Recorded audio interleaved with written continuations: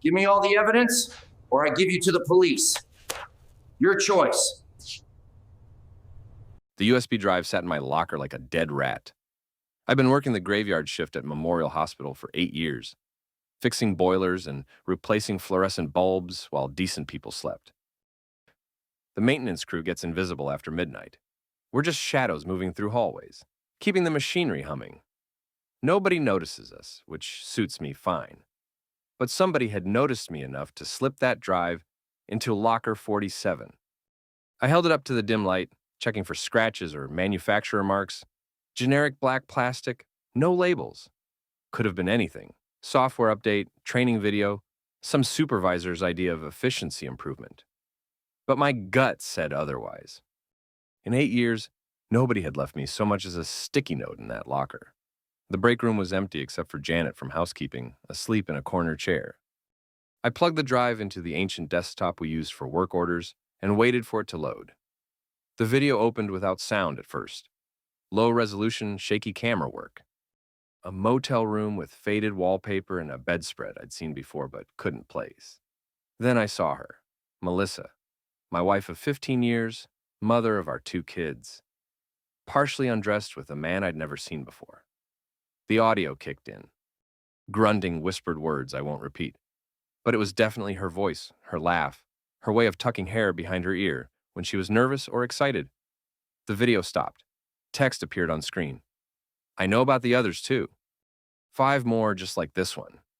Pay me $20,000 or I tell everyone, your kids, your neighbors, your boss. You have 1 week. Below that, a phone number and an email address. I sat there for maybe 10 minutes, watching Janet's chest rise and fall in the corner. The boiler room's mechanical hum seemed louder than usual. My coffee had gone cold. Then I looked at the wallpaper again. Faded roses on cream background, water stain near the window. I'd seen it before because I'd worked in that room. 3 months ago, emergency call to fix a busted heating unit at the Riverside Motel on Route 9. Room 23, if I remembered right. I ejected the USB and slipped it into my toolbox. The rest of my shift passed in autopilot. Replaced burned-out bulbs in the cardiac wing. Check the backup generators. Refill the ice machines. Normal routine, but everything felt different now. Like I was moving underwater or watching myself through security cameras. At 6 a.m., I clocked out and drove home to our 2-story colonial on Maple Street. Melissa was in the kitchen making breakfast for the kids. Emma, 13, and David, 11. Normal morning scene that now felt like theater. You're quiet this morning, Melissa said, not looking up from the pancakes. Long night. Boiler acting up again. She nodded and flipped a pancake. 17 years we'd been together, married for 15. High school sweethearts who'd stuck it out through community college, my apprenticeship, her accounting degree. We'd bought this house when Emma was born, painted it ourselves, planted the oak tree in the front yard. I might need to work late tonight, she said. Big audit coming up at the firm. Which client? Thompson Industries. Their books are a mess. I nodded and poured coffee. Thompson Industries had been her excuse for working late twice this month. Before that, it was Riverside Construction. Before that, Miller Automotive. Emma came downstairs in her school clothes, backpack slung over one shoulder. Dad, can you drive me to Jessica's house tonight? Mom's working. Sure thing, kiddo. David followed, still in pajamas. Mom, where are my soccer cleats? Mudroom, Melissa and I said at the same time. We looked at each other and she smiled. The same smile I'd fallen for in 10th grade algebra class. After the kids left for school, Melissa kissed my forehead like always. Get some sleep. You look exhausted. I went upstairs and lay on our bed, staring at the ceiling fan we'd installed last summer. The USB drive felt heavy in my pants pocket. I could hear her moving around downstairs, humming some song from the radio. At 9:30, her car pulled out of the driveway. I waited another hour, then called the Riverside Motel. Riverside, this is Frank, a gravelly voice answered. Hi, Frank, this is Ethan Carrick from One Maintenance. I was out there a few months back fixing your heating unit in room 23. Just wanted to follow up, make sure everything's still working okay. Oh yeah, you're the guy who fixed it in like 20 minutes. Been running perfect since then. Why, something wrong? No, just good customer service. Mind if I stop by later today? Got a call about a dryer in your laundry room. Figured I'd check the heater while I'm there. Sure thing, I'll be here all afternoon. I hung up and pulled the USB drive from my pocket, plugged it into our home computer, and watched the video again. This time I studied the details. The man was maybe 35, athletic build, tattoo on his left shoulder that looked like a motorcycle. His face was clear in several shots, but it was the timestamp that made my stomach drop. March 15th. I remembered that date because it was our anniversary dinner. Melissa had called at the last minute, saying she felt sick, asked if we could postpone. I'd already made reservations, bought flowers, the whole routine. We rescheduled for the following weekend. I printed a screenshot of the tattoo and another of the motel room's layout. Then I deleted the video from our computer's history and ejected the drive. The Riverside Motel sat on a strip of Route 9, that time forgot. 12 units in an L shape around a cracked parking lot. Neon sign missing half its letters. The kind of place truckers used for 6-hour sleeps and people like my wife used for things they couldn't do at home.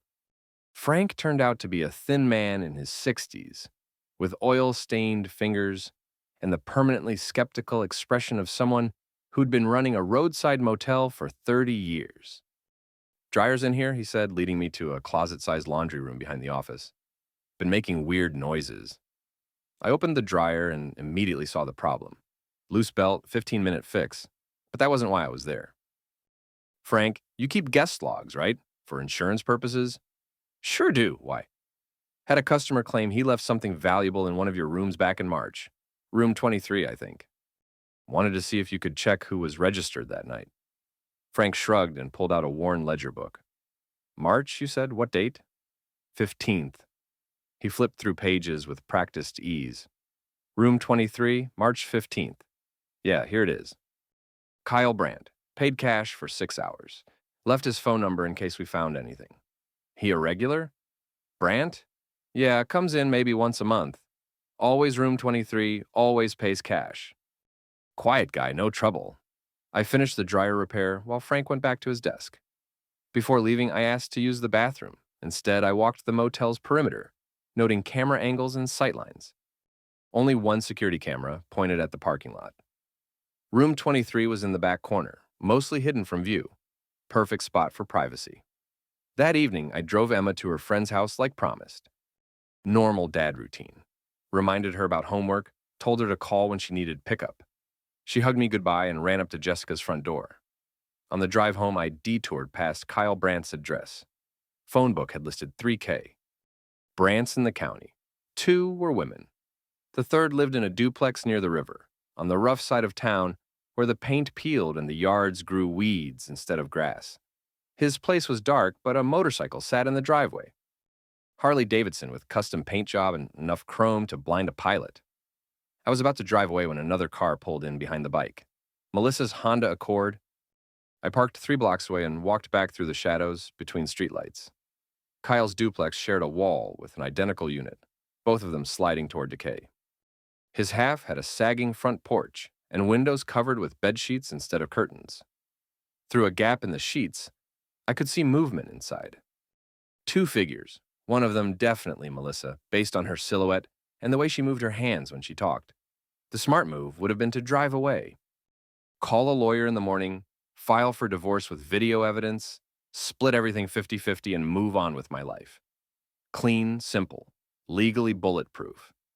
But I'd spent 15 years loving a woman who'd been lying to my face, sleeping next to her every night while she planned her next betrayal, kissing me goodbye while she drove to meet men whose names I didn't even know. $20,000. That's what Kyle thought my humiliation was worth. He was about to learn the price was much higher. I stayed in the shadows for 2 hours, watching their silhouettes move around the duplex. At 11:30, Melissa's car backed out of the driveway. I followed her home at a distance, staying 2 cars back like they'd taught in those detective movies. She beat me home by 10 minutes. When I walked in, she was already in her nightgown, pretending to read a magazine in bed. "How was Emma's night?" she asked without looking up. "Fine. They watched a movie, did some homework. Jessica's mom will drive her to school tomorrow." "That's nice of her." I brushed my teeth and lay down beside her. She smelled like cigarettes and cheap cologne, things that had never been in our house. In the darkness, I could feel her breathing, steady and relaxed. No guilt, no nervousness. Just another night after another betrayal. Ethan? She whispered. Yeah, I love you. I stared at the ceiling and didn't answer. The next morning, I called in sick to work. First sick day I'd taken in 3 years. After Melissa left for her job, I drove to the public library and used their computers to research Kyle Brandt. Facebook profile showed a 36-year-old mechanic who worked at Riverside Auto Repair. Divorced, no kids. Posted mostly about motorcycles and complained about his ex-wife's alimony payments. Friends list had 247 people, including several women who looked like they might enjoy motel visits. LinkedIn was more useful. Kyle had worked for 4 different auto shops in 10 years, usually leaving after 6 months. Reviews on business sites mentioned his skill with engines, but also his tendency to overcharge and hit on female customers. I printed everything and stuffed it in a folder. That afternoon, I visited the library's newspaper archive section. If Kyle was blackmailing my wife, maybe he'd done it before. It took me 3 hours to find what I was looking for, a brief police blotter item from 2 years ago. Kyle Brandt arrested for maltreatment. Charges dropped after the victim declined to press charges. The victim was a married woman named Patricia Sims. I looked her up in the phone book and called from a payphone outside the library. Mrs. Sims, my name is Ethan Carrick. I'm dealing with a situation involving Kyle Brandt, and I wondered if you might have some advice. Long pause. And what kind of situation? The kind where he has photos he shouldn't have. Another pause, longer this time. You should call the police. Did that work for you? No, she said quietly. It didn't. We met at a coffee shop on the other side of town. Patricia Sims was a 40-something woman with tired eyes and the kind of carefully applied makeup that suggests a woman trying to hold herself together. Kyle likes married women, she said, stirring her coffee without drinking it. Makes them feel special, tells them their husbands don't appreciate them. He's very good at reading people, finding their weak spots. How did it start with you? Car trouble. My transmission died in the parking lot at the grocery store, and Kyle happened to be there. Fixed it for free, said he didn't like seeing a beautiful woman stranded. She smiled bitterly. I was stupid enough to be flattered. And the blackmail? Photos, mostly. Some video. He said my husband was a good man who didn't deserve to be hurt, but mistakes have consequences. Asked for $5,000. You paid? Twice. Then he wanted more. What stopped it? Patricia looked out the window at the parking lot. My husband found out anyway. Kyle had shown the photos to someone at his garage, bragging, and word got back. David, my husband, confronted Kyle directly. What happened? Kyle denied everything at first. But David brought a baseball bat and 2 of his brothers. Kyle got the message. They hurt him? Didn't have to. Just made it clear that blackmail was a dangerous business in a small town. Kyle backed off, but the damage was done. David and I separated 6 months later. She finally sipped her coffee, made a face like it was bitter. Why are you asking about this instead of just going to the police? Because Kyle has evidence of 6 different affairs.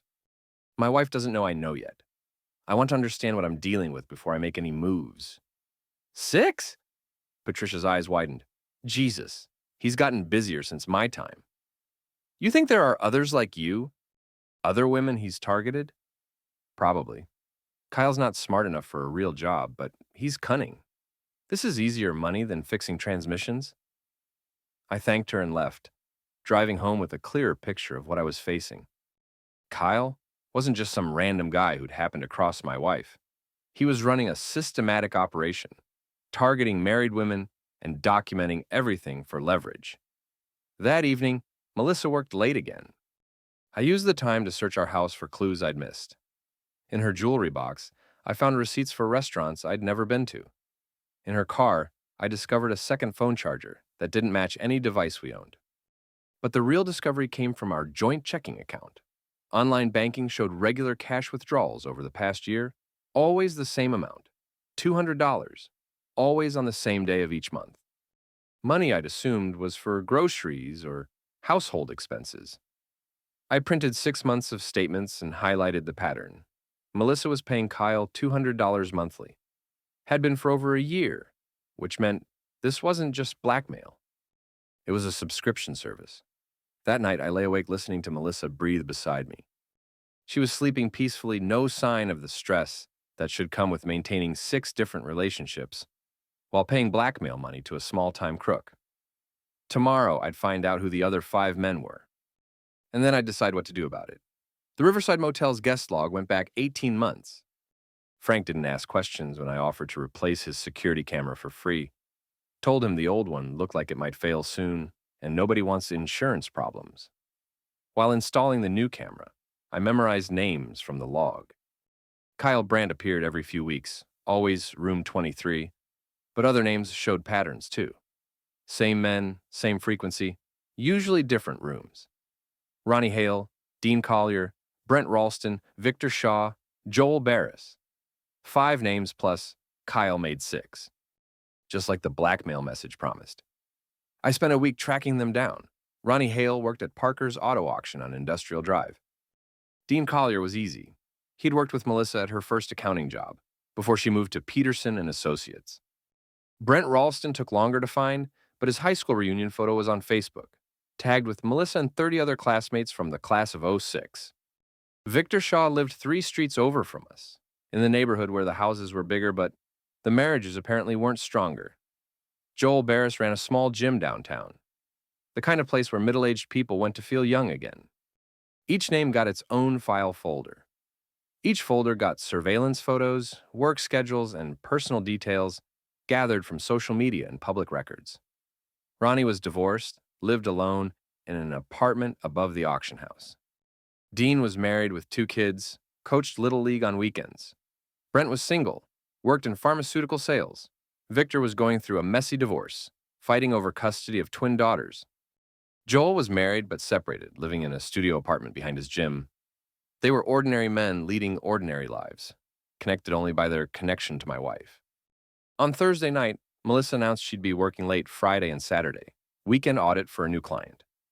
She'd need to stay at a hotel near their offices, probably wouldn't be home until Sunday afternoon. Which client? I asked. Morrison Holdings, big manufacturing company, real complex books. Morrison Holdings didn't exist, I'd checked. Friday evening, I followed her car from our driveway to the Riverside Motel. She parked outside room 15 at 7:30. At 8 o'clock, Dean Collier arrived in a blue pickup truck. I watched from the parking lot of a closed gas station across the road, using binoculars I'd borrowed from David's Boy Scout equipment. At 10:15, Dean left. Melissa stayed. At 11 o'clock, Victor Shaw arrived. I drove home and sat in our living room looking at family photos on the mantelpiece. Melissa and me at our wedding, young and stupid and convinced we'd beaten the odds. Emma as a baby, David's first soccer game. 15 years of memories that now felt like evidence in a case I hadn't known I was building. Saturday morning, I called each of the 5 men at their homes or workplaces, using a different voice and story for each call. Ronnie got a survey about auto auction customer satisfaction. Dean got a call about his high school reunion planning committee. Brent heard about a pharmaceutical industry conference. Victor received the inquiry about refinancing his mortgage. Joel was invited to discuss expanding his gym's insurance coverage. Each conversation confirmed what I suspected. They all knew Melissa, all spoke about her with the casual familiarity of men who'd spent private time with her.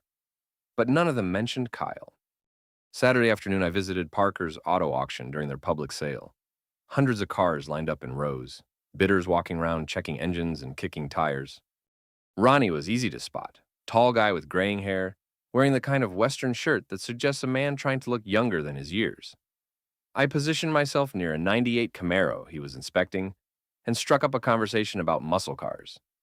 Ronnie warmed up quickly, the kind of guy who loved talking to people who shared his interests. "You know anything about restoring classics?" he asked. "Little bit. More about fixing things that break." "Yeah? What kind of work you do?" "Hospital maintenance, nights mostly. Keeps me busy, but the money's steady." We talked about cars for 20 minutes. Ronnie was knowledgeable but liked to show off, the kind of guy who needed to be the expert in every conversation. "You married?" he asked eventually. 15 years. You? Divorced. Best thing that ever happened to me, tell you the truth. Women these days, they want everything but don't want to give anything back. He lowered his voice.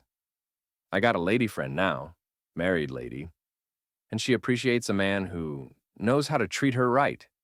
Sounds complicated. Nah, not really. Her husband's a good guy, just doesn't pay attention to what he's got.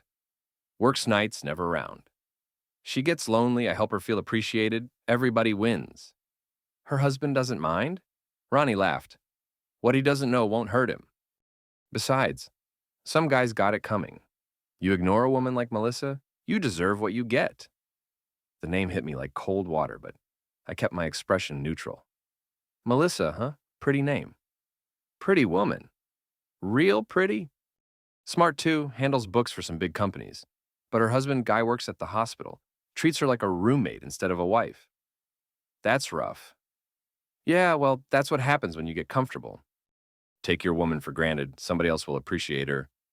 I bought a lottery ticket from the snack bar and left, my hands shaking too badly to trust my voice for more conversation. That evening, I parked outside Kyle's duplex and waited. At 9 o'clock, he came out wearing a leather jacket and helmet, climbed on his motorcycle, and roared off toward downtown. His front door was locked, but the back door wasn't. I slipped inside wearing latex gloves and using a small flashlight to navigate. Kyle's place was exactly what I'd expected. Beer cans on every surface, motorcycle magazines stacked on the coffee table, furniture that looked like it came from garage sales. But he was more organized than his housekeeping suggested. In his bedroom closet, I found a fireproof safe, unlocked. Inside were hard drives, DVDs, and a notebook with names, dates, and dollar amounts. Melissa's name appeared on dozens of pages, along with detailed notes about her schedule, her husband's work shifts, and the motel rooms she preferred. Other names, too. Women I didn't recognize, but the pattern was always the same. Married women, regular meetings, monthly payments. Kyle was running at least a dozen different operations. I photographed every page of the notebook, then copied the contents of 3 hard drives onto equipment I'd brought from the hospital's IT department. Kyle had been busy. Hundreds of videos, organized by woman's name and date. Melissa had her own folder. 43 videos spanning 2 years. I was preparing to leave when I heard the motorcycle returning. Through the back window, I watched Kyle park and walk toward the front door, talking on his phone. Yeah, she'll pay, he was saying. They always pay when you explain the consequences properly. He was talking about someone else, not Melissa. Another woman, another operation. I slipped out the back door and made it to my car without being seen. But I'd heard enough to understand that Kyle's blackmail business was bigger and more systematic than I'd imagined. Sunday morning, Melissa came home with bags from stores she claimed to have visited during her weekend work trip. New clothes, expensive perfume, things our budget shouldn't have covered. How was the audit? And I asked. Exhausting. Morrison's books were worse than I expected. Took most of Saturday just to understand their filing system. She kissed my cheek and went upstairs to shower. I could smell cigarettes and cologne in her hair, scents that didn't belong in our house. That afternoon, I spread Kyle's photographs across my workbench in the garage. 43 pictures of my wife with different men in different motel rooms, spanning 24 months of systematic betrayal. But I also had Kyle's notebook, his hard drives, and a complete record of his blackmail operation. Kyle thought he held all the cards. He was about to learn otherwise. Monday morning, I called my supervisor and requested 2 weeks of vacation time. First vacation I'd taken in 4 years. Had enough saved up to take a month off if needed. Everything okay, Ethan? You don't usually take time off. Just need to handle some family business. Sure thing. You've earned it. Take care of whatever you need to take care of. I started with Dean Collier. His construction company was renovating a strip mall on the south side of town. I found him at lunch, sitting alone in his pickup truck, eating a sandwich and looking at his phone. I knocked on his window. Dean Collier? He looked up, suspicious. Yeah. My name's Ethan Carrick. I think we have a mutual friend. Do we? He rolled the window down halfway. Melissa Carrick. My wife. Dean's face went pale. He started to roll the window back up, but I put my hand on the glass. Relax, I said. I'm not here to cause problems. Just want to have a conversation. I don't know what you're talking about. Room 15 at the Riverside Motel. Friday night, 8 o'clock. You stayed until 10:15, then Victor Shaw took your place. Dean stared at me for a long moment. What do you want? Information. I'm not saying anything. You don't have to. I already know about you and Melissa. What I want to know about is Kyle Brandt. Who's Kyle Brandt? The guy with the motorcycle. The one who's been taking pictures. Dean's eyes widen. Pictures? Videos, actually. High definition, good sound quality. Kyle's got quite a collection. I pulled out a photograph from Kyle's stash. Dean and Melissa in room 15, taken through a window. Dean's face went from pale to green. Jesus Christ. Kyle's been documenting everything for 2 years. You, Melissa, the other guys, building quite a archive. The other guys? You didn't know? There are 5 of you, plus Kyle makes 6. Ronnie from the auto auction, Brent from pharmaceutical sales, Victor from the neighborhood, Joel from the gym. You're all part of the same rotation. Dean sat back in his seat like he'd been punched. She said she was lonely? Husband doesn't understand her? Marriage is just for the kids? Yeah, she'd tell you that you're special, different from the others. Dean nodded. Congratulations. You're special. One of 6 special guys. I put the photograph back in my pocket. Now, about Kyle. How much is he charging you? Charging me for what? The silence. The insurance that these videos don't end up on YouTube or in your wife's email. I never paid anybody anything. Really? No monthly fees, no insurance payments? No contributions to Kyle's motorcycle fund? I don't even know who Kyle Brandt is. I studied Dean's face. He was telling the truth, which meant Kyle was running multiple operations, blackmailing some participants while staying invisible to others. Dean, I need you to listen carefully. Kyle's been recording you for months. He's got enough footage to destroy your marriage, your job, your kids' respect for you. Right now, he's using it to blackmail my wife, but that could change any time. What are you saying? I'm saying you might want to disappear for a while. Take a vacation, visit some relatives, maybe find a new hobby that doesn't involve other men's wives. Dean started his truck. Are you threatening me? I'm giving you advice. Kyle's business model is about to change, and you don't want to be part of the inventory when it does. I stepped back from the truck. Tell the others if you see them. The game's over. That afternoon, I visited Joel's gym. Small place, maybe 20 machines and a free weight area that smelled like sweat and ambition. Joel was behind the counter, talking to a customer about membership options. I waited until they finished their conversation, then approached the desk. Joel Barris? That's me. You interested in a membership? Actually, I wanted to talk about mutual interests. I'm Ethan Carrick. Joel's expression didn't change, but his eyes got careful. Don't know the name. Melissa Carrick's husband. Joel glanced around the gym. We should probably talk in my office. The office was barely big enough for a desk and 2 chairs, with motivational posters covering walls that needed paint. Joel closed the door and sat down heavily. How long have you known? He asked. Few weeks, you? That she was married? From the beginning. She never hid it. And you were okay with that? Joel shrugged. I'm separated from my wife. Have been for 6 months. Melissa's situation with you seems similar, married but not really connected anymore. She told you we weren't connected? Said you were like roommates. Lived together for the kids, but the romance was gone. I pulled out my phone and showed him a photo from our anniversary dinner 3 months ago. Melissa and me at Romano's, holding hands across the table, both of us smiling. This looked like roommates to you? Joel studied the photo. When was this taken? March. 2 weeks before you and Melissa started meeting at the motel. She told me you hadn't been intimate in over a year. We were intimate the night this photo was taken, and the next morning. Joel rubbed his face with both hands. Jesus. Joel, I'm going to ask you the same thing I asked Dean Collier. Do you know Kyle Brandt? No. Guy with a motorcycle, takes pictures. Never heard of him. Nobody's asked you for money, insurance payments? Contributions to keep certain information private? Number what information? I showed him one of Kyle's photographs. Joel and Melissa in room 18, taken from outside the window. Joel went very still. Where did you get this? Kyle's been documenting everyone. You, Dean, the other guys. Building evidence. Evidence for what? Blackmail, mostly. My wife's been paying him $200 a month for over a year. Paying him for what? To keep quiet about the affairs. All 6 of them. Joel stared at the photograph. 6? You're number 5, actually. There's a whole rotation. Different guys, different nights, but all at the same motel. She told me I was the only one. She told all of you that. Joel was quiet for a long time, looking at the photo. Finally, he said, "What happens now?" "That depends on what you do next. Kyle's operation is about to collapse, and you don't want to be anywhere near the blast radius. Are you going to tell my wife?" "I'm going to tell my lawyer, and he's going to tell the divorce court.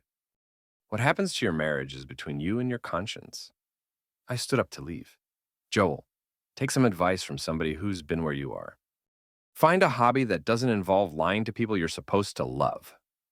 That evening, I sat in my car outside Victor Shaw's house and watched him play catch with his twin daughters in the backyard. Normal family scene, father and kids enjoying the evening before dinner. I didn't knock on his door. Some conversations could wait until tomorrow. Victor Shaw answered his door in a bathrobe, hair wet from the shower. Behind him, I could hear cartoons playing and the voices of his daughters arguing over what to watch. "Victor Shaw, yeah? My name is Ethan Carrick. Could we talk for a few minutes?" "About what?" "About my wife, Melissa, and your arrangement at the Riverside Motel." Victor's face went through several expressions: surprise, recognition, then resignation. "Girls, go play in your rooms," he called over his shoulder. Daddy needs to talk to this man. We sat on his front porch. The neighborhood was quiet except for lawnmowers and the distant sound of kids playing in backyards. Normal suburban evening, the kind I used to enjoy, before learning that nothing about my life was normal. "How did you find out?" Victor asked. "Someone sent me a video." Turns out, there were a lot more videos. Jesus. "Victor, I need to know about Kyle Brandt." "Who's Kyle Brandt?" "Motorcycle guy, takes pictures." "Has he contacted you about payments or insurance fees?" "Nobody's contacted me about anything." "What kind of payments?" I showed him the photograph. Victor stared at it like it was a poisonous snake. "Where did this come from?" "Kyle's collection. He's been documenting everything for 2 years." Victor was quiet for a long time. My divorce is almost final. If my ex-wife sees this, she'll get custody of the kids." "Yeah. Then you might want to think about making some changes." "Changes?" "Your arrangement with my wife. It's over as of tonight." Victor nodded slowly. "No, I figured it would be once you knew. There's something else. You're not the only one." "What do you mean?" 5 other guys, Victor. All part of the same rotation. You just happen to be the one who got lucky with timing." Victor's shoulders sagged. "She told me her marriage was over. Said you were just staying together for appearances. How long have you known her?" 6 months, maybe 7. We met at the grocery store, started talking. She seemed lonely, said she needed a friend. Let me guess. Coffee turned into lunch, lunch turned into longer conversations, and eventually she suggested meeting somewhere private. Something like that. And it never occurred to you that a married woman with 2 kids might not be telling you the whole truth? Victor looked out at his daughter's bicycles on the lawn. I wanted to believe her. Victor, Kyle's operation is about to collapse. When it does, those photographs are going to surface. You might want to prepare for that. Prepare how? Talk to your lawyer. Talk to your ex-wife.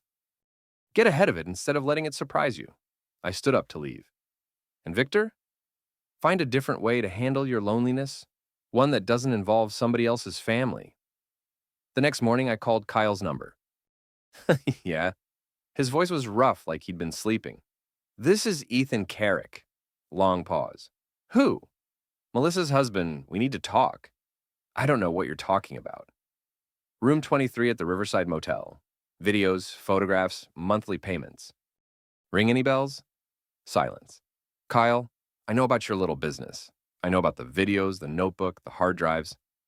I know you've been blackmailing my wife for over a year. Look, man, I don't know what. I also know you're running similar operations with at least a dozen other women. Patricia Sims sends her regards, by the way.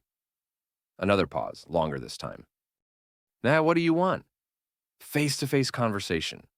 Your place tonight at 9. I'm not. Kyle, you can talk to me tonight, or you can talk to the police tomorrow. Your choice. I hung up and spent the rest of the day preparing, printed copies of Kyle's notebook pages, burned DVDs of his video collection, organized everything into neat folders. If Kyle wanted to play games, I'd show him what a real game looked like. At 8:30, I parked across from Kyle's duplex and watched. His motorcycle was in the driveway. Lights were on inside. At exactly 9 o'clock, I knocked on his front door.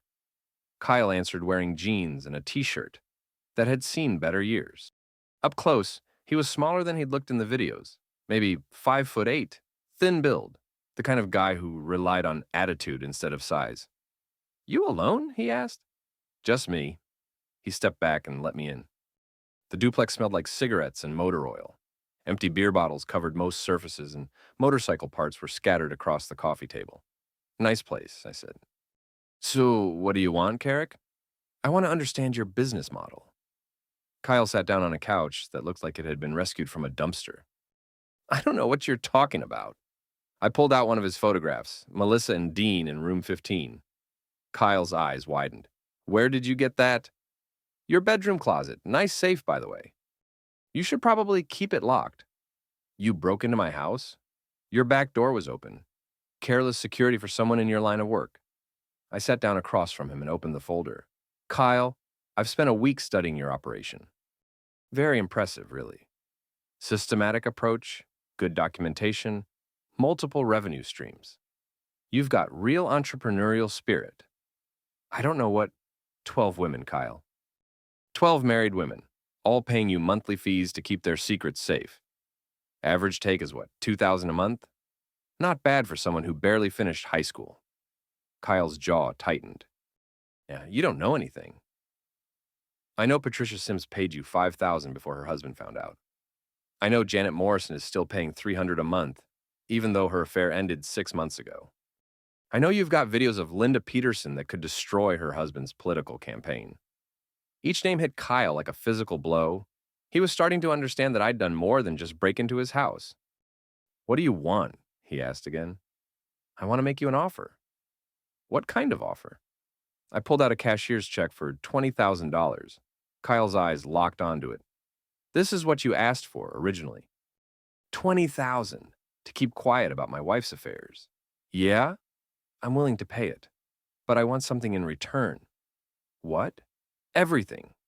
Hard drives, notebooks, photographs, negatives. The complete archive of your operation, Kyle laughed nervously. That's worth a lot more than $20,000. Is it? Let's do some math, Kyle. Patricia Sims stopped paying when her husband threatened you with a baseball bat. Janet Morrison is getting divorced anyway, so her payments will stop soon. Linda Peterson's husband is going to find out about the videos eventually. Politicians have a way of uncovering inconvenient truths. I leaned forward. Your business model depends on fear, Kyle. But fear only works when people think they have something to lose. Half your clients are already losing it anyway. The other half are still paying. For now. But word gets around in a small town. How long before every married woman in the county knows to avoid the guy with the motorcycle who likes taking pictures? Kyle was quiet, thinking. I could see him trying to calculate his options. Besides, and I continued, you're already in violation of federal law. Interstate transmission of explicit images without consent. That's a federal felony, Kyle. Up to 5 years in prison. You can't prove... I can prove everything. I've got copies of your files, records of your bank deposits, testimony from Patricia Sims. The FBI has a whole task force for this kind of thing now. I put the check on the coffee table between us. $20,000, Kyle. Clean money, no questions asked. Walk away from the whole operation and start fresh somewhere else. Kyle stared at the check. What about your wife? What about her? You're just going to forgive her? Take her back like nothing happened? Kyle, my marriage is my business. Your business is deciding whether you want to take $20,000 or spend the next 5 years in federal prison. He was quiet for a long time, looking around his shabby duplex like he was seeing it for the first time. All the file? He asked finally. Everything. Hard drives reformatted, photographs destroyed, notebooks burned. Clean slate. And you won't go to the police? As long as you disappear from this business permanently, The police will never hear your name from me. Kyle picked up the check, studied it like he was looking for forgeries. This is real? Bank certified. You can cash it tomorrow morning. He folded the check and put it in his pocket. All right, but I need until tomorrow night to gather everything up. Number tonight. Right now. Some of the stuff isn't here. Kyle, this is a one-time offer. You take it now, or I leave and make some phone calls. Kyle looked around the duplex again, then got up and walked to his bedroom. I heard drawers opening, closet doors creaking. He came back with 2 hard drives, a stack of DVDs, and 3 notebooks. That's everything? Yeah. Kyle, if I find out you kept copies, I didn't. That's everything. I gathered the files and stood up. Smart choice. Now, one more thing. What? You're going to call my wife tomorrow and tell her the arrangement is over. No more meetings, no more payments, no more contact. If I find out you've talked to her after tomorrow, our deal is void. Fine. And Kyle, if you ever think about getting back into this business, remember that I know where you live. I know your routine. I know your weaknesses. And I'm a lot more patient than Patricia Sims' husband. I walked to the door, then turned back. Oh, and Kyle? Get a real job. You're not as smart as you think you are. That night, I sat in my garage and fed Kyle's entire archive into a burn barrel I'd borrowed from my neighbor. 2 years of systematic blackmail reduced to smoke and ash. But I'd kept copies of everything on encrypted drives hidden in my workshop. Kyle didn't need to know that. Tomorrow, I'd have a conversation with my wife. I waited until Melissa left for work Thursday morning, then called her office. Peterson and Associates, this is Linda. Hi, Linda, this is Ethan Carrick, Melissa's husband. She forgot some paperwork at home for the Morrison Holdings audit. Could you tell me which conference room she's using today so I can drop it off? Oh, Mr. Carrick, I think there's been some confusion. We don't have a client called Morrison Holdings, and Melissa called in sick today. Sick? Yes. Said she had a stomach bug and wouldn't be in until Friday. I thanked Linda and hung up. Then I drove to the Riverside Motel.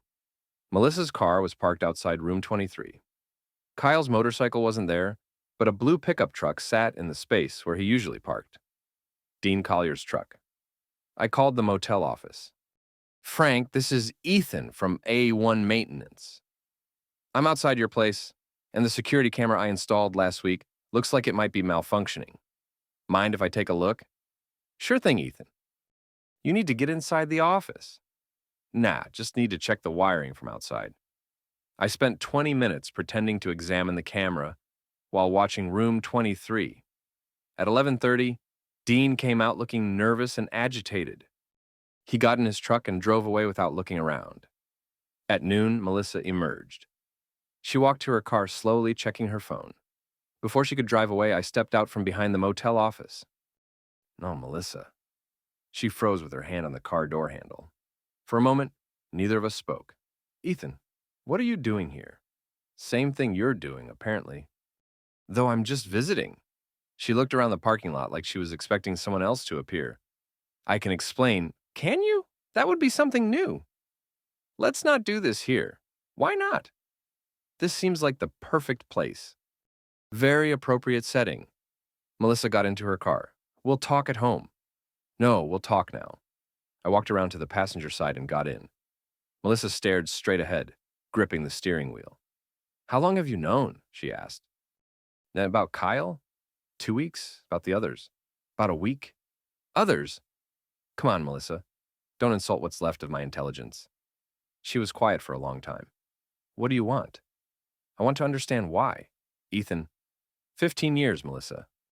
15 years I've been working nights to keep this family together.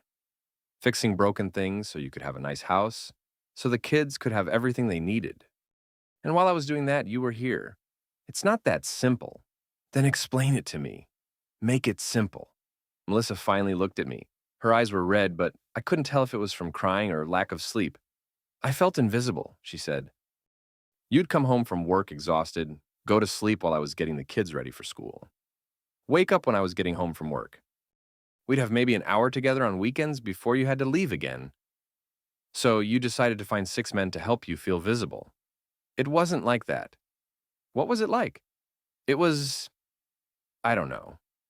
They paid attention to me, made me feel interesting, attractive, like I mattered.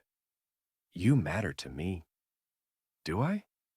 When's the last time you asked me about my day? Really asked, not just, how was work while you're reading the newspaper? I thought about it. Couldn't remember. No, when's the last time we went somewhere together? Just us?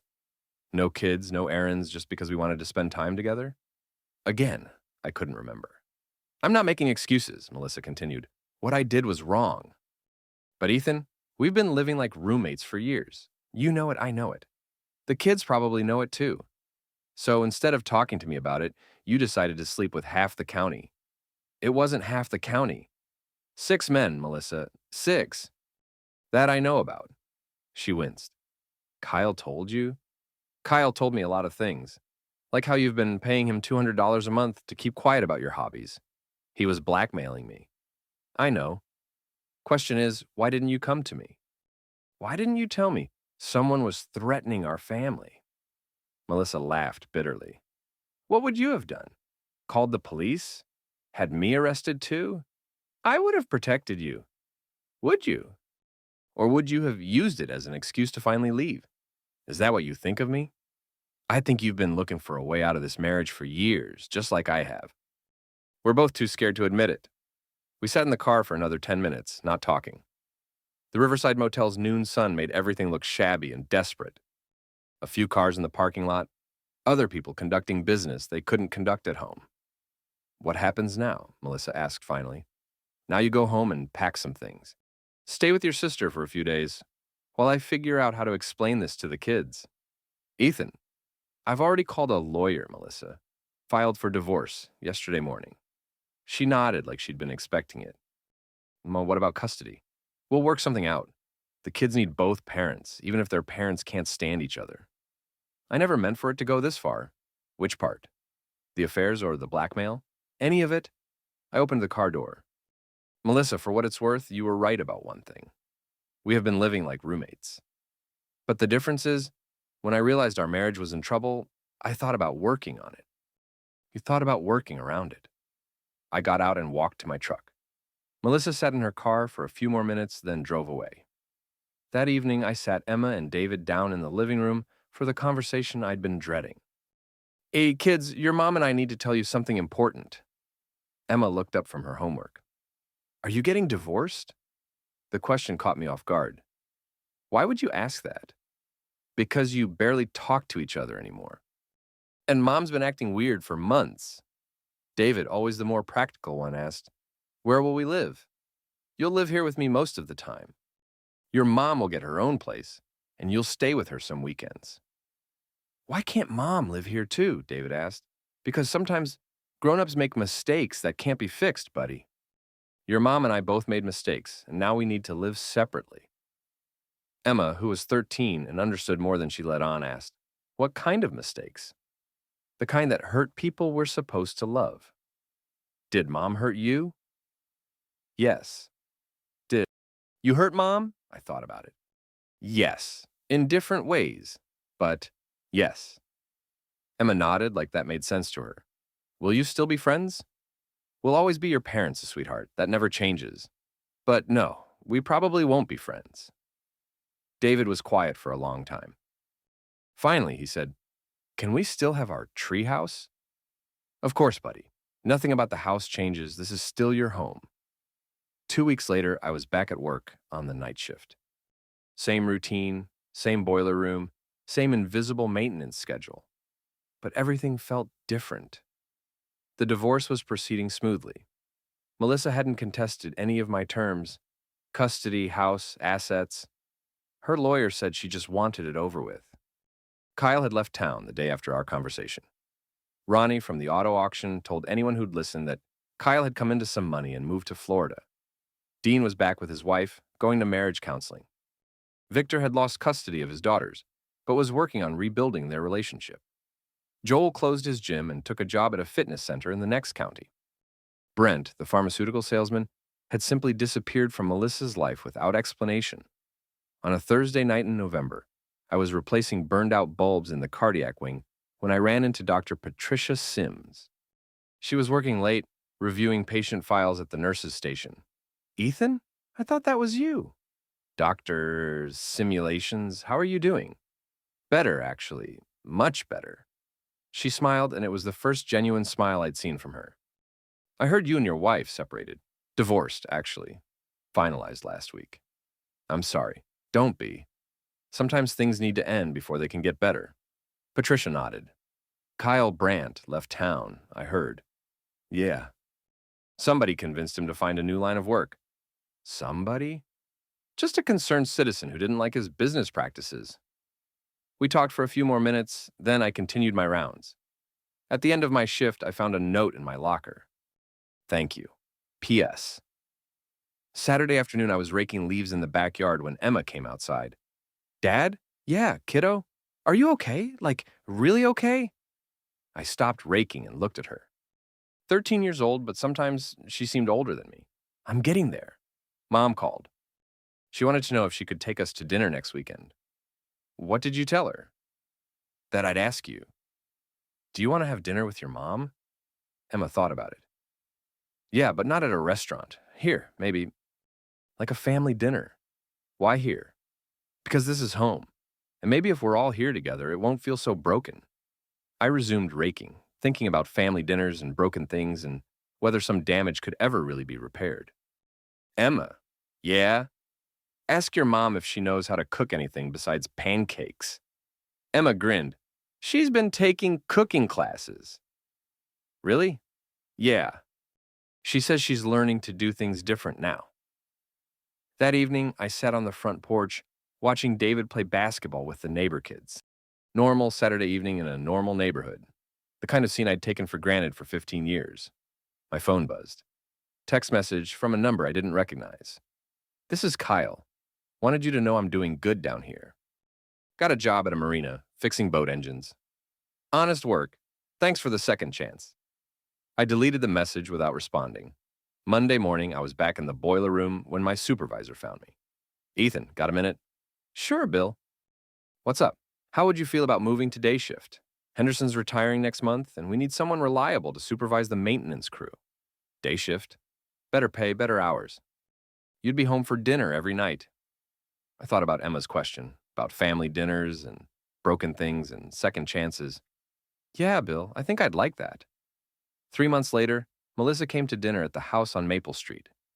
She brought lasagna made from scratch and stories about her new job at a nonprofit organization. We ate at the kitchen table like a normal family, talking about school and work and David's upcoming soccer season. After the kids went upstairs to do homework, Melissa and I sat on the front porch, drinking coffee. This is nice, she said. Yeah.